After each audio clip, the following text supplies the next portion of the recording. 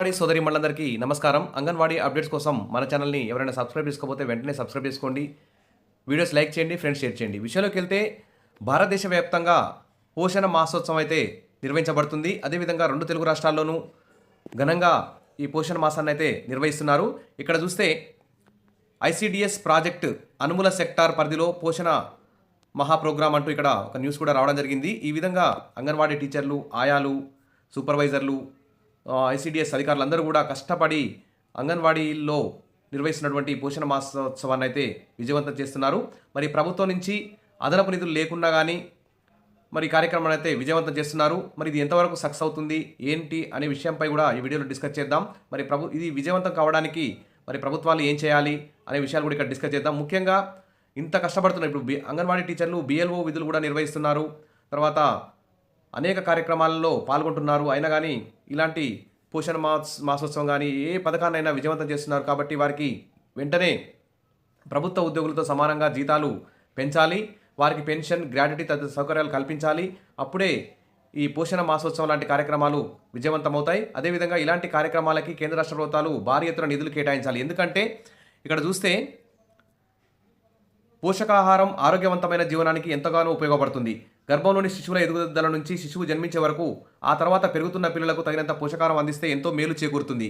ఆరోగ్య సమస్యలు తలెత్తకుండా ఉంటాయి. మరి కేంద్ర రాష్ట్ర ప్రభుత్వాలు మహిళా సంక్షేమం కోసం ఎన్నో ప్రత్యేక పథకాలు అమలు చేస్తున్నాయి. కానీ అంగన్వాడీల్లో ఈ పోషణ మాసం సంబంధించి మాత్రం మరి పోషకాహారాన్ని అందించడానికి అదనంగా మరి నిధులు కేటాయిస్తే మరి పేద, బడుగు, బలహీన వర్గాలకు చెందినటువంటి గర్భిణీలు, బాలింతలు, చిన్నారులకి మరి మంచి పోషకాహారాన్ని అంగన్వాడీ టీచర్లు, ఆయాలు అందించి వారిలో ఉన్న పోషకాహార లోపాన్ని, అనారోగ్యాన్ని రూపుమాపే అవకాశం ఉంటుంది. కాబట్టి మరి రోజువారీ కూలీలుగా పనిచేసే కుటుంబాలు పోషణ విషయంలో తగిన శ్రద్ధ చూపడం లేదు.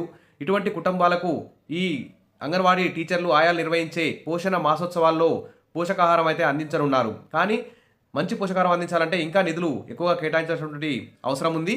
మరి ఇది సంవత్సరానికి ఈ పోషణ మాసాన్ని 2 సార్లు నిర్వహిస్తారు. సెప్టెంబర్ 1 నుంచి 30 తేదీ వరకు ఇప్పుడు నిర్వహిస్తున్నారు. తర్వాత మార్చి నెలలో మార్చి 1 నుంచి 15 వరకు నిర్వహిస్తారు. సరే, ఏది చేసినా కానీ ఫస్ట్ అయితే భారీ ఎత్తున నిధులు కేటాయించాలి. అప్పుడు ఈ బడుగు, బలహీన వర్గాలకు చెందినటువంటి గర్భిణీలు, బాలింతలకి మరి అంగన్వాడీ టీచర్లు, ఆయాల ద్వారా మంచి పోషకాహారాన్ని అందించి వారిని పుష్టికరంగా తయారు చేసి మంచి చిన్నారులకు జన్మనించడం ద్వారా ఆ చిన్నారులు మంచిగా చదువుకొని మరి భారతదేశాన్ని విద్యారంగంలో ముందు తీసుకుపోయడానికి అవకాశం ఉంటుంది.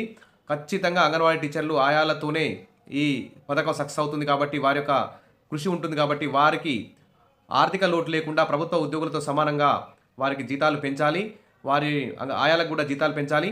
అప్పుడే ఈ పథకం మంచిగా అమలవుతుంది.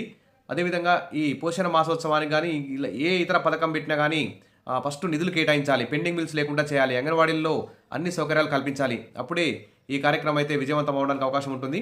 ఇక్కడ చూడండి, పోషకాహారానికి సంబంధించినటువంటి ఇక్కడ ఐటమ్స్ మొత్తం ఇక్కడ మంచిగా డిస్ప్లే చేయడం జరిగింది. నల్గొండ జిల్లాకు సంబంధించి న్యూస్ ఇది.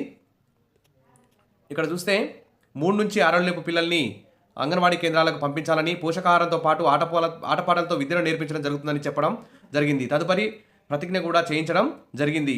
సీజనల్ వ్యాధుల గురించి కూడా ఇక్కడ వివరించడం జరిగింది. కార్యక్రమంలో supervisor Ramadevi, anganwadi teacher S Kavitha, Bhavani, helper Kashamma, గర్భిణీలు, పాలిచ్చే తల్లులు, పిల్లలు, మహిళలు అందరూ కూడా పాల్గొనడం జరిగింది. ఇక్కడ న్యూట్రిషన్ సంబంధించి ఇక్కడ చూసినా ఎంత మంచిగా డిజైన్లో డిస్ప్లే చేయడం జరిగింది. ఈ విధంగా అంగన్వాడీ టీచర్లు ఎంతో కష్టపడుతున్నారు పోషణ మాసాన్ని సక్సెస్ చేయడానికి. కాబట్టి ప్రభుత్వం కూడా మరి దీనికి తగ్గట్టు నిధులు కేటాయించి ఈ పథకాన్ని సక్సెస్కి కృషి చేయాలని చెప్పి కోరుకుందాం. ఇక్కడ చూస్తే పోషణ మాసం ఆరోగ్య రక్షణే లక్ష్యం. ఇది అంగన్వాడీ టీచర్లు, ఆయాలు, సూపర్వైజర్లు, సిడిపిఓలు, ఇతర ఐసిడిఎస్ అధికారులతోనే సాధ్యమవుతుంది.